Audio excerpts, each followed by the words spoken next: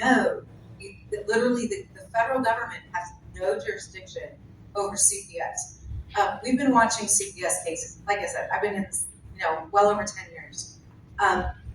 It used to be that CPS, in order to take children away, I'm trying to make this brief, it's hard. In order to take children away, they had to have charges that were brought against you, or accusations that were brought against a parent. They had to do an investigation, find evidence that it was true, that the allegations were founded, before they could come and remove your children temporarily until you cleared up whatever the accusation was. So the paperwork was really solid on this. Used to be. Now let's skip to today. CPS is taking kids away from parents with not even an accusation. They're targeting parents. There's a lot of theories on what.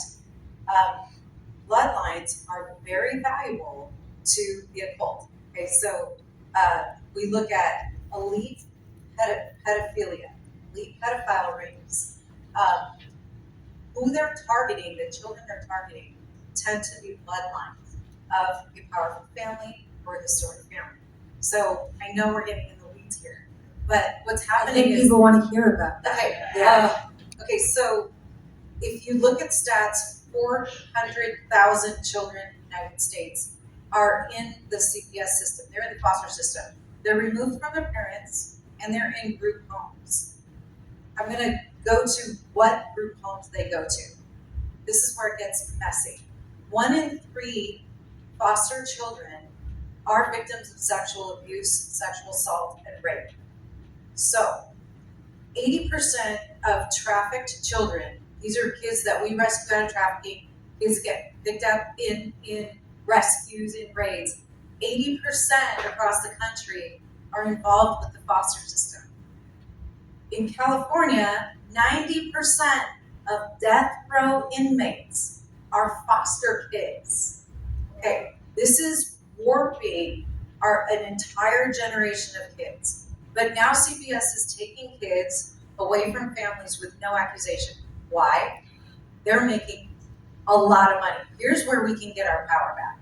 The federal government gives funding to the states for all the foster kids, right? So the more kids they take from good families, the more kids they take, the more money they get from the federal government and from the state government.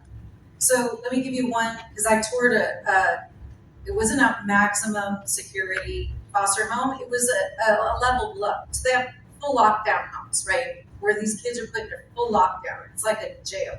They're not allowed to ever get out until custody changes or they age out. I went to a level 12, which is just below that. After touring the place for 4 hours, they had 60 children there. They were telling me that girls were coming in and recruiting other girls and running away, and they're going to be trafficked, right? So they'll get a girl in there who's running for the pimp, working for the pimp, recruits 5 other girls, they run away. I said, what happens if the kids run away? We report them missing and we fill the beds. So that we have a wait list. We fill the beds immediately. So who goes after the kids that ran away and get nobody? So here's that 400,000 I told you, a big percent of it, I think maybe 20%, they're not even being reported anywhere. No one's going after them. You could not even show their pictures, right? No, there's no, like if you try to find them, yeah, well you can't. The civilians cannot find records on juveniles. Even law enforcement, we have law enforcement in a training course that we're doing right now. They can't either. No, you have to be a lawyer who is attached to the case. No one can get any stats on children. But I'm telling you, for the people that are looking at the stats, that there's a huge demographic of these children who are completely unaccounted for. So those are the ones that are winding up in child trafficking. Let me go one more level. There is a movement across the country to transgender, to basically recruit transgender kids. So look at Art Club Movie. Art Club, I think it's artclubmovie.com. This is a documentary on it. So there's a group called Art Club that is on in middle schools and high schools. They're targeting children 6 years old up, particularly 6 to 12. The parents are signing the kids up for Art Club. It is trans indoctrination. The kid comes in and they tell how everybody feels awkward with their body, everybody feels weird about their parents, everybody is having a hard time fitting in. And so they're evoking these emotions out of the kids and then telling them the problem is you're in the wrong body. It's okay. All of us here feel awkward. All of us feel like we don't fit in, we're not understood. So you have a safe place here. What happens very shortly is they tell them, these kids, to go home and show the trans flag to their parent and surprise them. If the parent, this is Colorado where I live, if the parent is not affirming when the kid shocks them in the office or in the kitchen and says, I am no longer Tina, I'm Tommy, right? If the parent doesn't go, that's wonderful, even if they're neutral, then the kid goes back and reports to our club, and our club has, CPS comes and takes the kid. That kid goes to a gay, trans, lesbian foster home. They get raped. So we have several cases in Colorado of missing kids who went missing that way. They joined our club, they got taken from their parents, they got placed in a gay, lesbian, trans foster home, they got raped, and that was the last anyone heard of them. And parents are losing their parental rights if they're not supporting this agenda. And you touched on the bloodlines. Just explain that. So, well, here we go. Here we go, okay. When you look at who is orchestrating evil on the earth, it's the people, the families that control all the wealth of the world. The actual global agenda is not an agreement by governments. It's not the G7. It's not NATO. The governments actually have no control. It's the families, the wealthy families of the world, there are 13 of them, that control every industry on the planet.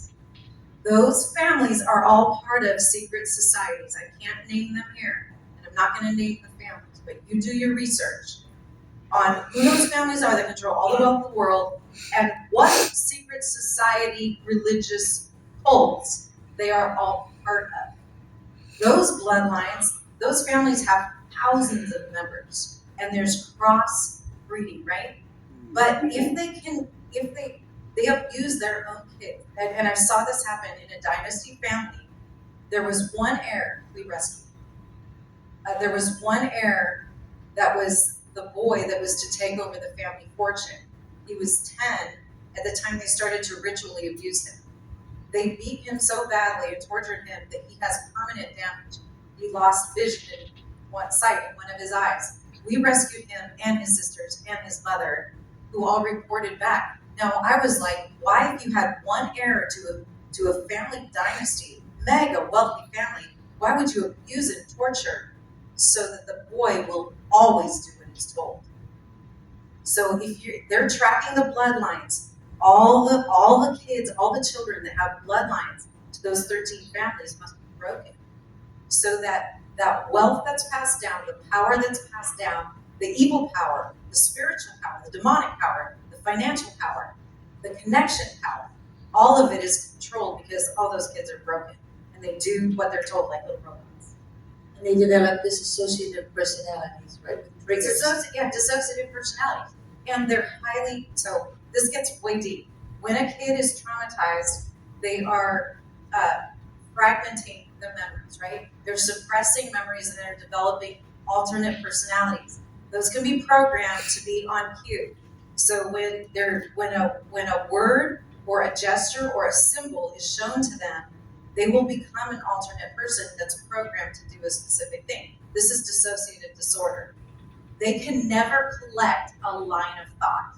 These kids that are shattered through abuse can't connect one piece of logic to another piece of logic, but they will perform perfectly according to the training they've been given to operate as spies, as infiltrators, as business people. All of this training is programmed, but the free will is completely gone. And so by the time the brain starts to heal, they're in their mid-30s. Telling all the SRA, satanic ritual abuse victims that call us for help, everyone tells them to call me because I'm not going to tell them they're crazy. They're in their mid-30s. It's too late. It's too late. they're in their mid-30s before they start to realize who they are. So we're busy healing people when all the true damage was done, when they were kids in their formative years. By the time they're 35, there's nothing we can do. And what are they, you told me what they look for when they look at the foster care system and these foster homes. What kind of kids are they targeting? Everybody. So part of it is just for money, because they're making uber money. Oh, I didn't tell you about that level 12. They were making $12,000 a month per child. 12,000, and that was like 5 years ago. $12,000 a month per child. But I think the whole idea is to shatter, to program all of society. So they're shattering all of your kids too.